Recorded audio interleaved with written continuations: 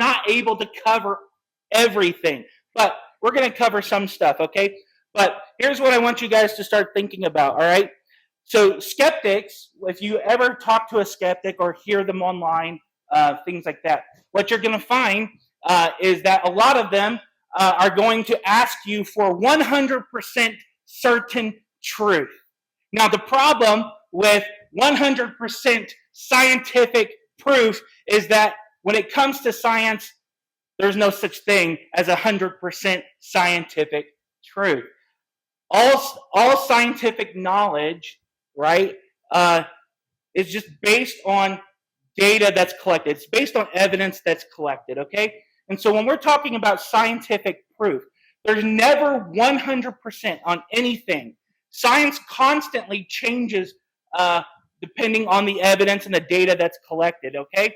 And so, I'm going to put that there. I don't think that's working. All right, so there's no such thing as 100% scientific knowledge. So here's what I want you to think about, okay? There's two questions I need you to think about today, and that's this. Is there evidence for a creator? We're not talking about 100% proof like he's in your face, but is there evidence? Is there reasons to believe that a creator exists? And can we come to a logical conclusion that God exists? That's what I want you to start thinking about.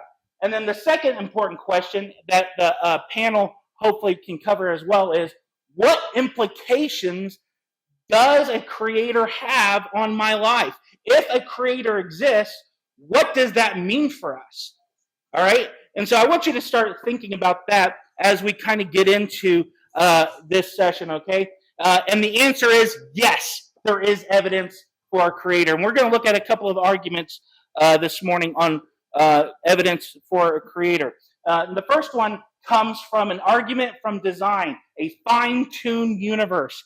This fine-tuned universe is an argument that says that when we look at the universe, when we look at creation, we see that it is perfectly designed or perfectly tuned for life, okay, to sustain life, all right? As you look at the physical laws and constants like gravity, when we think about gravity, the speed of light, and these fundamental forces, they are incredibly fine-tuned, okay? So there are about 26 or so constants in the universe that help form the basic fabric of the universe, and it's what makes life possible. And so I want you guys to think about this, okay? Look at what some of these authors have said. If the initial explosion of the Big Bang had differed in strength by as little as 1 part in 1060, the universe would have either quickly collapsed back on itself or expanded too rapidly for stars to form. In either case, life would be impossible. So we start to see that, like, even if you, and this guy is definitely not a Christian, he's talking about if the Big Bang had happened, and if it had been different in any aspect, life and the formation of stars, not possible.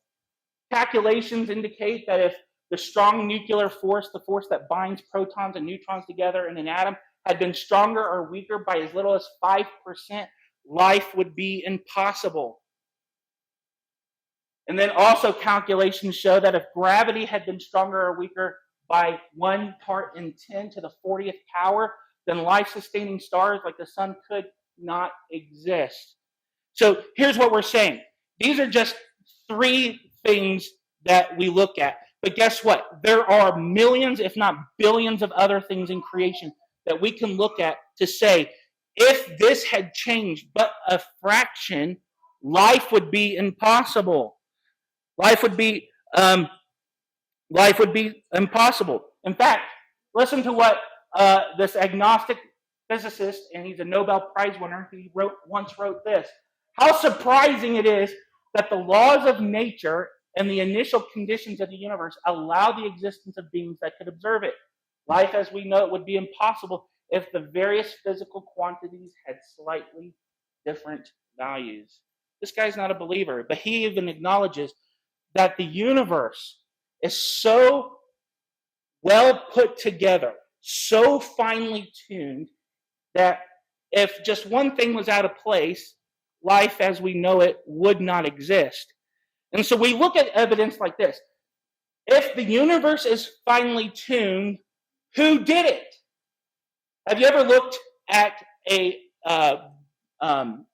building implosion or explosion and seen that building come apart and then all of a sudden come back together? No, you would not look at an explosion and think, yep, that's going to make a really nice building once it explodes. No. When we look at creation, and especially when we talk about the Big Bang, and when we talk about things like the Big Bang, a lot of skeptics want you to think that the Big Bang, a big explosion happens, and then everything that we know is suddenly finely tuned and precise so that you and I could exist. Sounds to me that when we look at a fine-tuned universe, it is a clear evidence that somebody did it on purpose, that there is a fine-tuned. But look at what he says. He says, how surprising. How surprising. He's looking at the universe and he's saying, well, that was pretty lucky. It's not luck. Actually, the Bible tells us that God did fine-tune the universe. Look at Isaiah chapter 40, verse 12. Who has measured the waters in the hollow of his hand, and marked off the heavens with a span, enclosed the dust of the earth in a measure, and weighed the mountains in scales and the hills in a balance?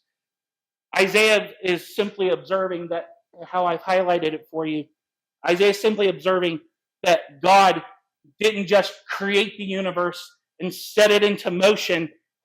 He weighed it. He measured it. He finely tuned it. How could Isaiah know that? And a lot of these finely tuned things of the universe are recent discoveries, things that we only just began to understand. So a perfect life-supporting universe appearing out of nothing is not just improbable, it's impossible. It's impossible. And science not only demonstrates a universe that is fine-tuned, but it's unable to give us a reason why life exists at all. Science can tell us how things happen, but it can't tell you why. And science only has a limit to what it can explain to you. Listen to what the founding director of NASA's Goddard Institute of Space Studies said. He said, a sound explanation may exist for the explosive birth of our universe. But if it does exist, if that explanation does exist, science cannot find out what that explanation is. All right? The scientific pursuit of the past ends at the moment of creation. So here's what I want you to see. The universe is not only fine-tuned, and science can tell us that, but what science can't tell you is how it began. It cannot tell you what happened before the Big Bang. There's a limit. And so now we have to start thinking, if there's evidence of a fine-tuner, what caused that tuning? And that brings us to the next argument. And this is called the Kalam cosmological argument. This is probably my favorite argument for the existence of God, because I think it's very logical, very reasonable. And so I kind of want to work through this argument. It's pretty easy. There's only 3 premises, okay? The first one is this. Whatever begins to exist has a cause. What this statement is saying is, have you ever seen something that began to exist randomly? Have you ever seen something appear out of nothing? Have you ever seen an iPhone just appear out of thin air? No, that would be ridiculous, right? So this argument says, whatever begins to exist has to have a cause. It has to have a reason. Something has to bring it into existence, right? The universe began to exist. We know this now. In fact, this is actually a relatively new idea in science. For many years, science thought that the universe simply eternally existed. But now we know through modern science, and as you guys can see through the graph over here, the universe had a beginning. The universe had a beginning, and science can now tell us. In the 1960s, the scientists discovered, based on cosmic radiation.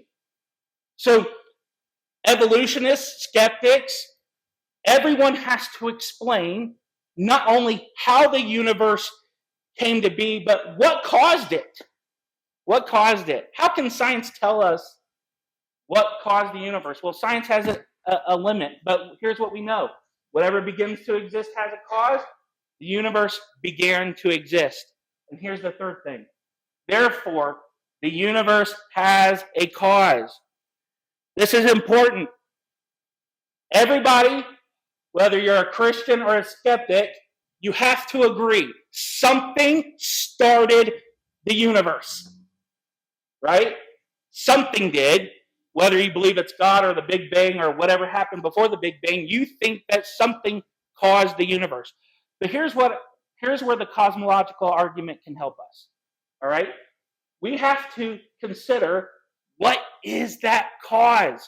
And when we begin to consider what that cause is, it can help us to understand whether or not there's a creator. Let's think about this. Whatever caused the universe had to be uncaused itself. That means this is a thing or being that itself cannot have a start or an end. It can neither begin or end. It's simply there. It is an uncaused cause. All right? So whatever caused the universe must be uncaused. It has no beginning and no end. It has to be immaterial or spirit. So whatever caused the universe to begin had to begin not only had to cause the universe not only before time began, but it has to be immaterial because it existed before the material universe began. So whatever caused the universe is immaterial spirit. It was here before there was material, right? It has to be eternal because it existed before time began. Science tells us, as we look at the expansion of the universe, as we see galaxies starting to move away, it tells us that as galaxies are moving further away, there was a beginning point, that time had a beginning. So whatever caused the universe had to exist before time.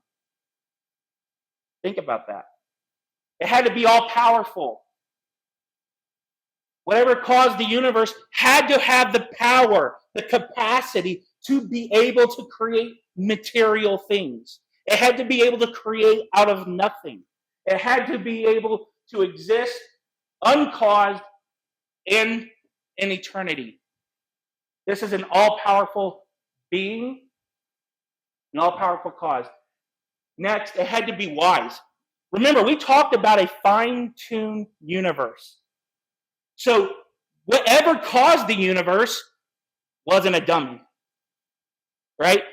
Have you guys ever did something on accident, but you're like, oh, that was really cool. I hope somebody got that. Did anybody see that, right? Like, whatever caused the universe wasn't going, whoa, that was a cool accident. No. Whoever it was, had to be wise. This was no accident. And finally, whatever caused the universe had to make the decision to create. Not only how to create it in the sense of, not only in the sense of how to intricately design the universe, but also what he was going to do, the decision to do it, not by accident. I think the cosmological argument is a really good start because it doesn't tell us what God exists. It just tells us that something did it. And I think this is a really good beginning point to say there has to be a creator. There has to be a God. And I think if you look at the list here, it suspiciously looks like the God of creation, Christianity, because it is, right? Well, there's one more argument that I want to give to you guys, and then we'll go to the panel. And that is the resurrection of Jesus Christ. Okay? This is the strongest evidence, I think, for a God. Because God displayed himself through the person of Jesus Christ, and we can know that. All right? And I'm not going to spend a whole lot of time on this, but there's at least 9 pieces of evidence for the resurrection of Jesus. And that first is the early accounts. When we look at historical figures, right? When we look at the ancient writings of historical figures like Alexander the Great, a lot of them have writings on their life that are well past the years of their existence, well past their death. But the early accounts of Jesus, he's one of the few figures that the writings of his life, the eyewitness reports of his life, happen within the lifetime of those who witnessed his life. They are eyewitness accounts within a few years of Jesus living. This tells us that Jesus has historical records that verify him, sometimes even better than people like Alexander the Great. Think about that. Early accounts. Next, that I mentioned eyewitness accounts. These were people like Peter, who eyewitnessed his life. He experienced it, and many of the writings that we have, they're not just stories that are being passed on, though a lot of stories were passed on. A lot of our New Testament is made up of those who were eyewitnesses of the life of Jesus. We have extra biblical accounts. There are authors outside of the Bible who reference Jesus, and some of them, a lot of them actually, are not believers. Okay? You might have heard of the historian Josephus, who was not a believer, and yet he, in his accounts of the early centuries, described the life of Jesus as well. Another key evidence when we look at the New Testament is the embarrassing details. Okay, if you're trying to get people to be convinced of your belief, you're not going to include the things that make you look dumb. And when we look at the writings of the New Testament, you'll find that the biblical authors often include mistakes that they made. That there are parts that they do not look good. Peter, for example, writes about his own denial of Christ, how he struggled with it. And not only that, but we also see some other clues in the Gospels, such as women in ancient times who did not have a very high respect in the social culture. Women are the first to witness, to see the empty tomb, to testify to Jesus' resurrection.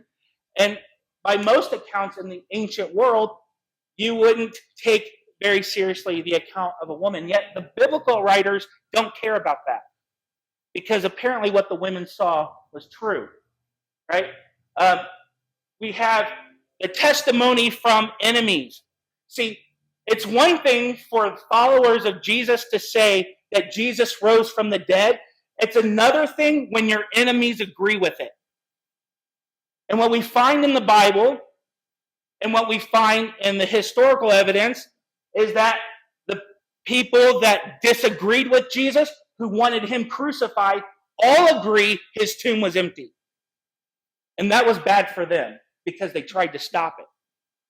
So think about this. Even the enemies of Jesus can't explain an empty tomb.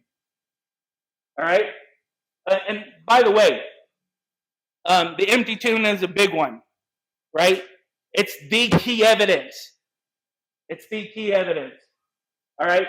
Then we have the emergence of the church. If Jesus didn't rise from the dead, now you have to explain why thousands of people within days and weeks of Jesus' resurrection suddenly formed churches and identities around a man who was dead. You have to explain why the church even began. Another one, changed lives. What I mean by that are how the disciples who witnessed Jesus' life not only maintained that Jesus rose from the dead, but they were willing to suffer martyrdom, persecution for what they saw. I don't know about you, but sometimes when I might lie, I'm not going to hold to my lie if it's going to cost me my life. Okay? But yet, we find that the earlier followers of Jesus not only were testifying to the resurrection of Jesus, they were willing to die for it. Let me ask you, are you willing to die for the lie you told? Probably not. But they did. They were willing to die for what they saw because it was true. But all of those things are pretty important pieces of evidence. And I think probably one of the greatest things is the last one here, that Jesus predicted his own death and resurrection. Look, there are many men in history that were able to pretty accurately predict their own death, but none of them are able to predict their own resurrection. You can tell me you're going to die one day, and I'll believe you. But tell me that you're going to rise from the dead, I got to see the proof. And Jesus not only predicted his own death, he predicted his resurrection. And it's validated. In fact, the Bible tells us, Paul tells us, that the resurrection of Jesus was witnessed by over 500 different eyewitnesses. So even if you wanted to call in a court scene and bring in your eyewitnesses and a judge and a jury, you have 500 witnesses to deal with. All of them witnessed the resurrected Lord and were able to testify to his being alive. So, the questions we had to ask: is there evidence for a creator? Yeah, there's definitely evidence for a creator. More than what I can share with you guys this morning. Remember, I've got books. If you want to take a picture of the books and want to get one, you guys can do that. There's more evidence than what we can cover today. But is there evidence for a creator? Absolutely. Can we come to a logical conclusion that God exists? Absolutely. But the most important question, what implication does that have on my life? So what if a creator exists? Well, here's why it's important. If a creator exists, we are all held accountable to him. He's the boss. It's his universe. And if a creator does exist, we have to learn what it means to live the life in the way that he meant it to be lived. All right? So, I'm going to invite the panel up, and we'll get into some questions. All right. I think we got mics over here. Okay. You might introduce yourselves. That's the one that wasn't working. Test. You can hear it. Yeah, right? We got loud voices. We're good. Okay. Whoa, there we go. Hey. Good morning, everybody. I'm Pastor Jason from Calvary Chapel. Hey, my name is Freddy. I'm the student pastor at Quad City Church.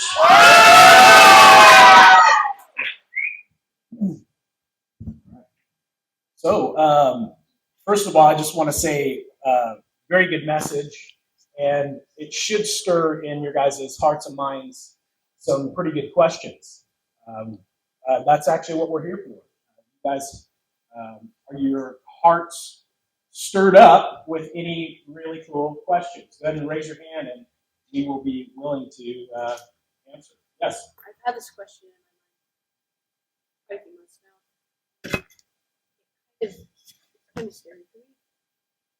How did God come to be? Yeah, how did God come to be?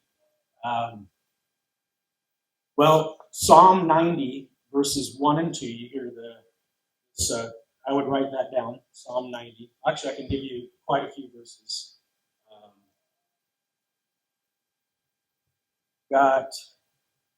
You guys want it up? I saved this because,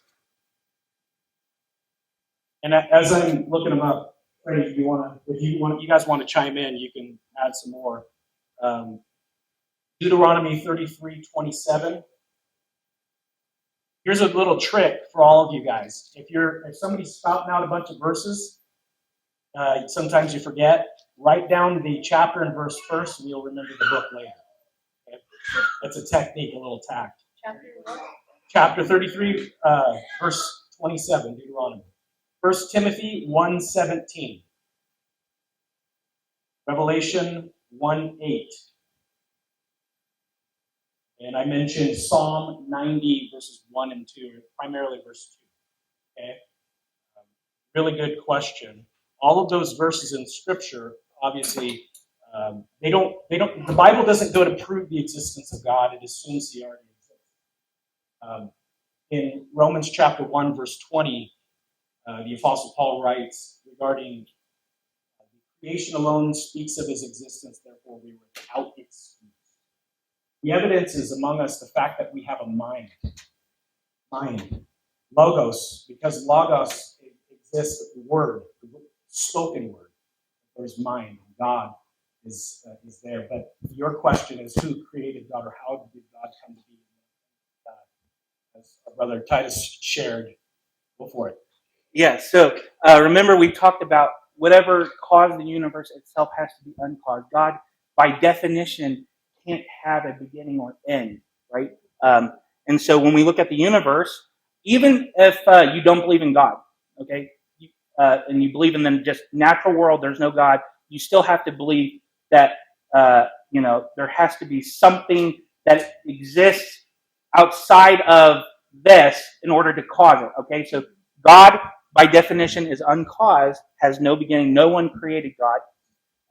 And if you want to get super technical here, there's a thing called an infinite regress. You cannot have an infinite regress. That means if you say, well, what caused God?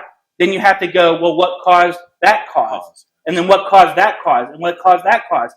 Basically, you're asking why, or how. You'll never get to an answer.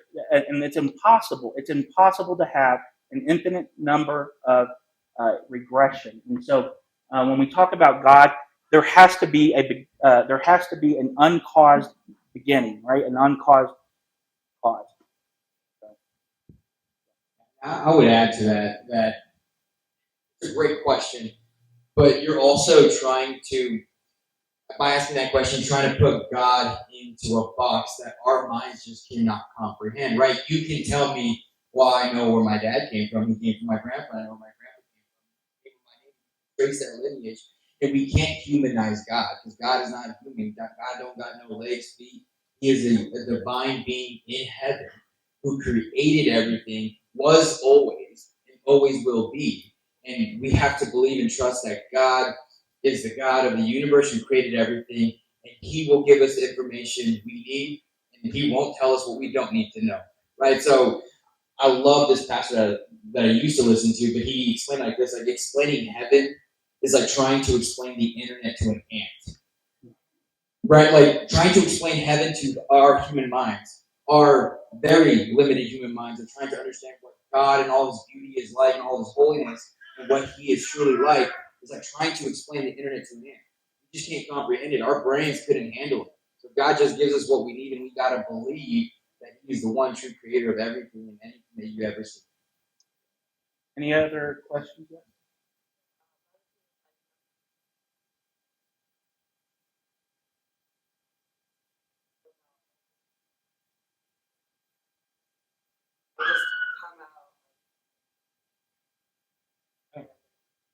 It's a good question. Yeah, so when it comes down to like angels coming out of thin air, right? That was actually a good point, because you're dealing with natural creation is what he was talking about, right? So you have two elements of creation, right? So if God exists, which He does, even according to the elements of who we are, there's a spirit. We are of actual physical flesh, but of spirit as well. And ultimately, it comes down to this, is that God created both transcendent, He's outside of the universe, and He's immanent, works within, which changes everything. He also, so he created the universe, outside of the universe, and then He works within it as well, right? So If you didn't work within it, then within the universe, then we wouldn't know it. And that is why Christianity is the way we are, is because God literally spoke to us through his word. So that part of creation outside, yeah, it's there, but there's more to that. He created things ex nihilo. So ex nihilo is spoken out into existence. Doesn't contradict anything of what Titus said. It's just giving you the nature of God. That right there, the Bible actually gives you elements of how God, like who God is, gives you the understanding of the nature of God. And so God, he has created things in the there's a natural revelation, and then there's the special revelation. In the special revelation, obviously, we have this connection through his word. But in that, there are things that are unseen, or beings like angels, right? There's a world outside a spiritual realm of what we look at as the hope of God in heaven. So 1 Peter chapter 1, you find that in verses 3 through 7.